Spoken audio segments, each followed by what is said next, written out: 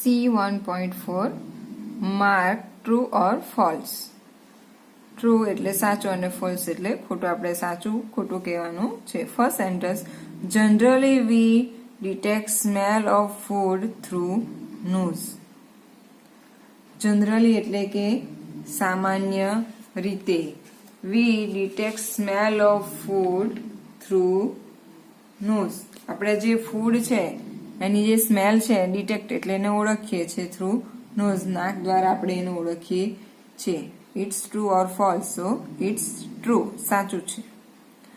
Test of food is largely due to its smell flavour.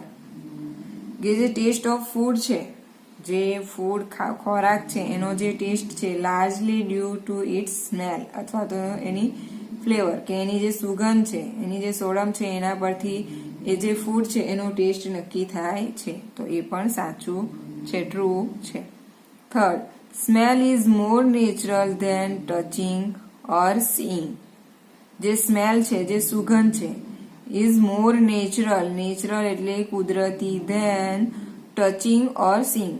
Touching એટલે સ્પર્શ કરવો અને સીઈંગ એટલે કે જોવું. જે સ્મેલ સેન્સ છે એ વધારે નેચરલ છે જે ટચિંગ અને સીઈંગ છે એના કરતા. તો yes, it's true. Fourth, our sense of sight was weakened our sense of smell.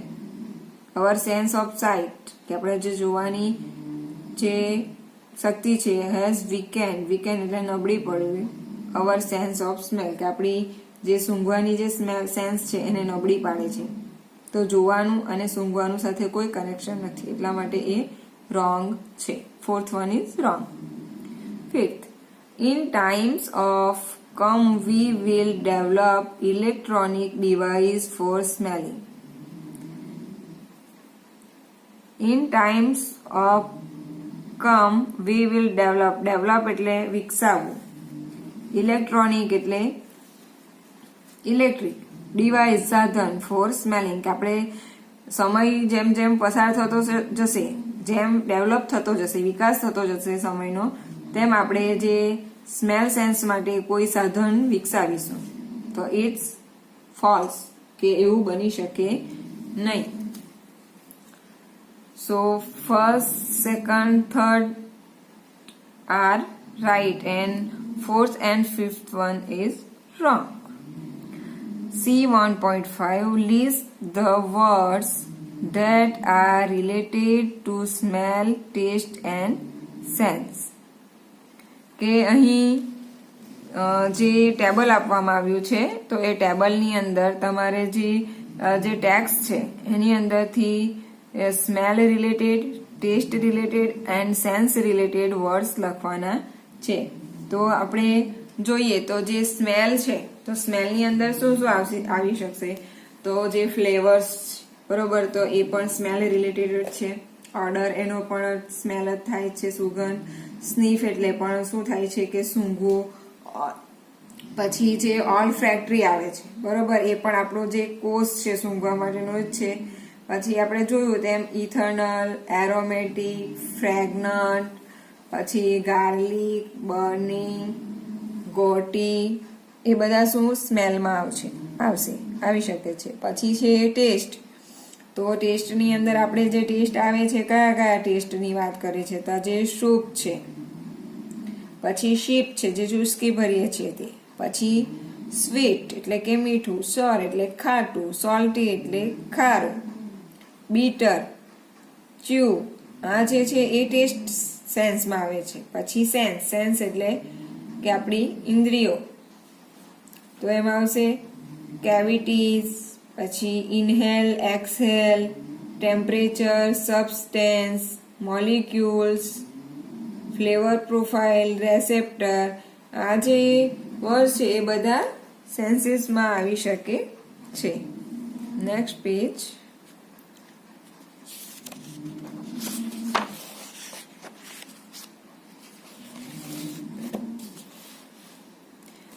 C1.6 Write the first and the last word of the textual sentences having almost similar meaning to the sentence given here. કે અહીં જે નીચે sentence આપવામાં આવ્યા છે, right first and last words of the textual sentences. કે જે આ જે ટેક્સ્ટની અંદરથી આપણે સેન્ટેન્સ શોધવાના છે એનો ફર્સ્ટ અને લાસ્ટ વર્ડ આપણે લખવાનો છે, having almost similar meaning two sentence given here. કે અહીં જે સેન્ટેન્સ આપ્યા છે એનો જે ઓલમોસ્ટ સિમિલર મિનિંગ હોય, એને સરખો મિનિંગ હોય સેન્ટેન્સનો, એના રિલેટેડનું જે સેન્ટેન્સ છે જે આપણે ટેક્સ્ટ બુકની અંદરથી શોધવાનું છે. અને એ ટેક્સ્ટ બુકના અંદરના જે સેન્ટેન્સ છે એનો ફર્સ્ટ વર્ડ અને લાસ્ટ વર્ડ આપણે લખવાનો છે. So first sentence, men are not so good smellers as women are. પુરુષોની એટલી સ્મેલ સેન્સ સારી નથી જેટલી સ્ત્રીઓની છે. એનો રિલેટેડ વર્ડ્સ કયો છે? તો આપણે જોઈએ, અહીં આગળ આપેલું છે.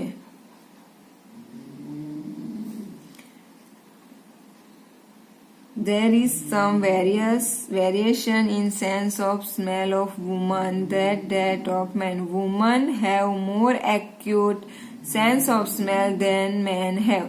તો આપણે women have એવું લખવાનું છે અને છેલ્લે ડોટ ડોટ ડોટ કરીને પછી men have એવું લખી શકીએ કે બંનેનો જે સેન્ટેન્સ છે એનો મિનિંગ સરખો થાય છે.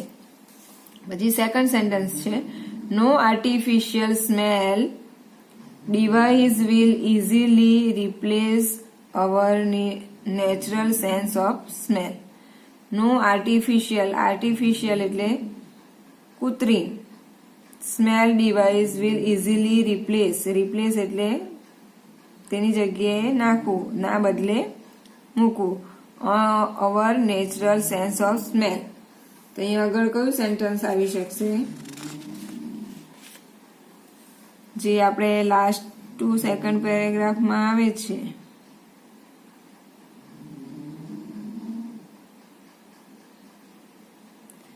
કે જે આપણે ગમે તેટલું મેકેનિઝમ આવી જાય પણ જે આપણું નોઝ છે એની જગ્યા કોઈ લઈ શકતું નથી. એ આવે છે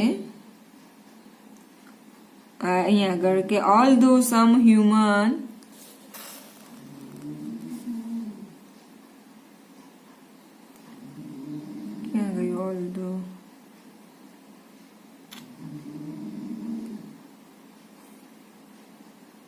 અહીંયા આગળ છે, although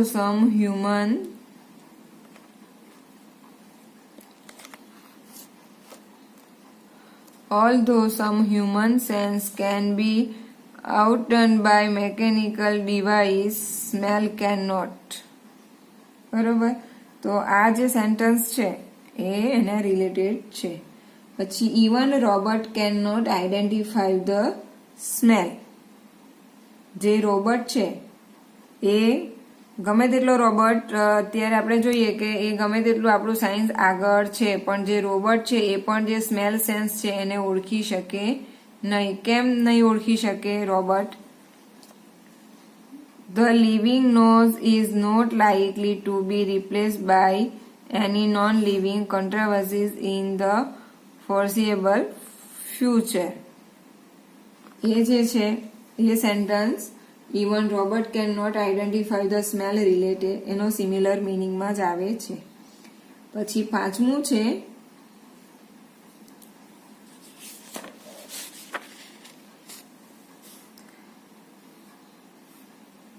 આપણે જોઈ ગયા 3rd and 4th. હવે 5th one છે, વી express our body smell even when we do not wish to do so. We express our body smell even when we do not wish to do so. હવે આવશે આપણો જે first paragraph છે એની અંદર આવશે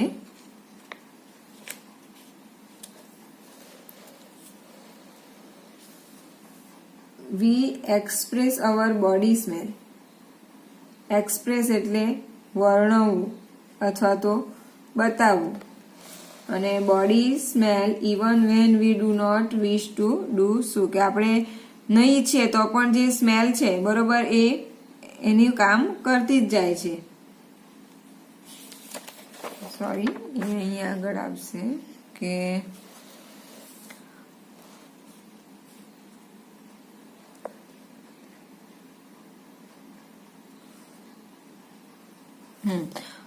અહીંયા આગળ જોઈ શકશો તમે.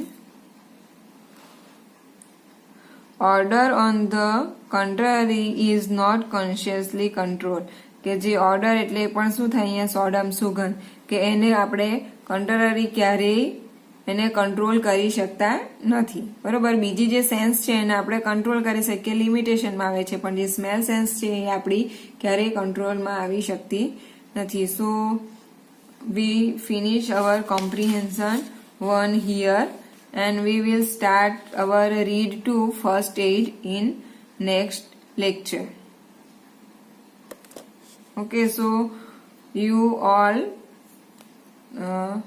તમે બધા જે આ કોમ્પ્રિહેન્શન 1.1 જે છે એની અંદર જે ક્વેશ્ચન આન્સર છે, ટ્રુ ફોલ્સ છે, જે ટેબલ્સ છે અને જે સિમિલર મિનિંગના જે સેન્ટેન્સ છે એ બધું જ તમારે તમારી નોટબુકની અંદર લખવાનું છે PDF માંથી.